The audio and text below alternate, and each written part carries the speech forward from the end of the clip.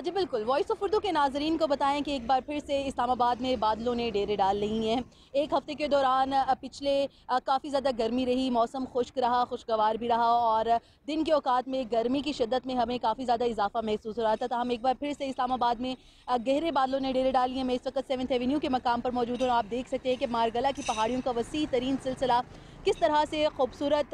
नज़र आ रहा है, दिखाई दे रहा है और बारिश के बाद यकीनन इस्लामाबाद की खूबसूरती में मज़ीद इजाफा हो जाएगा। साथ ही साथ आपको बताएं कि महकमे मौसमियात के मुताबिक इन बारिशों का सिलसिला सिर्फ इस्लामाबाद तक महदूद रखी जाने की नवीद नहीं सुनाई गई, बल्कि ये भी बताया गया है कि खैबर पख्तूनख्वा और खित्ते पोटहार में भी मुख्तलिफ अजला में बारिशें बरसेंगी और ये जो सिलसिला है सिर्फ बारिशों तक महदूद नहीं होगा, बल्कि मुख्तलिफ जो इलाका जात हैं पहाड़ी गिरदो नवा में गुलियात और मरी की अगर बात की जाए तो वहाँ पर बर्फ़बारी का इम्कान भी ज़ाहिर किया गया है। ताहम एक बार फिर से मौसम जो है वो काफ़ी अच्छा हो जाएगा और सर्दी की शिद्दत में भी इजाफा होने का इम्कान है, लेकिन जुम्मे के बाद से एक बार फिर से मौसम खुश्क और गर्म रहने का इंदिया दिया गया है महकमे मौसमियात की जानिब से। ताहम जो